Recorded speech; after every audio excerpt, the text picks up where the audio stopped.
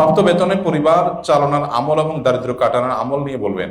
প্রাপ্ত বেতনে পরিবার কিভাবে চালাবেন এবং অভাব কিভাবে দূর করবেন? উত্তর হলো, চাহিদা যত কমায় ফেলতে পারবেন অভাব তত তাড়াতাড়ি দূর হয়ে যাবে। এটাই হলো আমল, এটাই হলো বেসিক্যালি আমল, যে আমাদের চাহিদা যদি আমরা একেবারে সীমিত করে ফেলতে পারি। নাই তো নাই, আলহামদুলিল্লাহ, না হলে তো খাইলাম না, আমার কেন হাও চাষ করতে হবে, কেন আমার পেরেশান হইতে হবে, আমি হলাম না। যখন মানুষ চাহিদাকে আস্তে আস্তে কমাবে, এক্সপেকটেশন কমাবে, তখন তার কষ্ট অটোমেটিক দূর হয়ে যাবে। দেখেন আমাদের কত অভিযোগ, তাই না?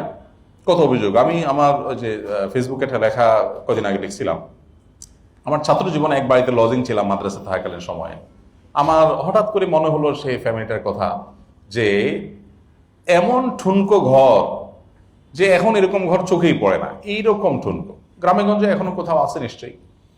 তো তারা বেচারারা একটা হাঁস না মোরগে ডিম পারতো, ওইটাই আমাকে ভেজে ভাত দিত তারা, এবং এইটা দিত যে তারা, মানে আমার কাছে এখন বুঝি, তখন তো ছোট ছিলাম, এখন ফিল হয় যে তাদের মধ্যে কোনো দুঃখ ছিল না, তারা খুব খুশি ছিল যে একটা মাদ্রাসার ছেলেকে সে লজিং রেখেছে, এবং সে কোনো দারিদ্র আছে তার এরকম কোনো ফিল তার মধ্যে আছে বলে আমার মনে হয় না।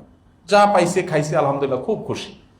বাট এখন আমি চিন্তা করি, ঢাকা শহরে আমরা অনেকেই আছি, আমাদের কান্নাকাটি দেখলে নাই নাই নাই খায়, মানে কান্না ছাড়া কিছু নেই। এই সবগুলো মূলত আমাদের এক্সপেকটেশন বেশি হওয়ার কারণে হয়েছে। অল্প পয়সায় চলতে চান, এক্সপেকটেশন জিরো করে ফেলান, নামায় ফেলান, আমার যা আছে তা দিয়ে চলবো, একেবারে কষ্ট করে চলবো। সাহাবা একরামের কথা চিন্তা করেন, নবী করিম সাল্লাল্লাহু আলাইহি ওয়াসাল্লামের বাসায় খেজুর এবং পানি, এই দুইটা ছাড়া কিচ্ছু ছিল না, দুই আইটেম, শুধু পানি আর খেজুর। মাসকে মাস গেছে, চুলায় আগুন জ্বলেনি, চুলায় আগুন। চিন্তা করবেন, এক সপ্তাহ রান্না করা খাবার না খাইলে আমরা পাগল হয়ে যাব। এক সপ্তাহ যদি শুধুমাত্র শুকনা বিসিরি এগুলা খেয়ে থাকা লাগে, নিউজ হবে রীতিমতো মিডিয়াতে, এক সপ্তাহ ধরে ভাত খায়নি, তাই না? বন্যায় 8 দিন হয়েছে চুলা রান্না হয়নি, সুবহানাল্লাহ, লিড নিউজ হচ্ছে না? অথচ নবী করিম সাল্লাল্লাহু আলাইহি ওয়াসাল্লামের বাসায় এই জিনিসটা মাসের পর মাস হয়েছে। তার মানে লাইফটাকে মানুষ যত সিম্পল করে ফেলে তত তার কষ্ট দূর হয়। তো এই জন্য অল্প টাকায় অল্প বেতনে চলার জন্য এক্সপেকটেশনটাকে কমিয়ে আনাটাই হলো মূলত আমল। আর পাশাপাশি আল্লাহর কাছে বারাকার দোয়া করা, বারাকার দোয়া করা, আল্লাহ তাআলা যেন বারাকা দান করেন, তাতে অল্প টাকাতেও দেখা যাবে অনেক কিছু হয়ে গেছে, সেই দোয়াটা করা এবং বারাকা লাভের আমলগুলো করা। আল্লাহ তাআলা বলেছেন, ওয়ালাউ আন্না আহলাল কুরা আমানু ওয়াত্তাকাউ লাফাতাহনা আলাইহিম বারাকাতিম মিনাস সামা। কোন জনপদের লোকেরা যদি ঈমান আনার পরে তাকওয়া অবলম্বন করে, আল্লাহ বলেছেন আসমান থেকে আমি বরকতের বহু দুয়ার তাদের জন্য ওপেন করে দিব। এই জন্য অল্প টাকাতে অনেক বরকত হবে, অনেক কল্যাণ হবে, ফিল হবে না কষ্ট অভাবটা, যদি আমরা তাকওয়া অবলম্বন করি, আল্লাহকে ভয় করে চলি এবং মুত্তাকিদের কাতারে শামিল হই।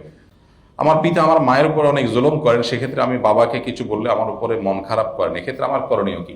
পিতামাতার বিষয়টা একটু স্পর্শকাতর। যদি দেখা যায় যে খুব বেশি জটিল হয়ে যাচ্ছে, আমি এখানে ইন্টারফেয়ার করলে বাবা মা মানে মন খারাপ করছেন, তো সেক্ষেত্রে আপনি নাসিহার লেভেল পর্যন্ত, উপদেশের লেভেল পর্যন্ত যেতে পারেন, কিন্তু আপনি সেখানে এমন কিছু করতে পারেন না যে এইটা আরেকটা আপনার অনধিকার চর্চা হয়। অর্থাৎ বাবাকে আপনি গালিগালাজ করলেন, তার উপরে আপনি ফোর্স করা, এটা আপনি করতে পারেন না। সে অন্যায় করছে, তার অন্যায়ের জন্য দায়ী আল্লাহর কাছে হবে, আপনি অন্য কাউকে সেখানে ইনভলভ করাতে পারেন বড়জোর। আমি বর্তমানে বাংলাদেশে একটি সরকারি ব্যাংকে কর্মরত। ব্যাংকে চাকরি করার বিষয়ে অনিচ্ছা থাকা সত্ত্বেও এখনো ছেড়ে দেওয়া সম্ভব হচ্ছে না।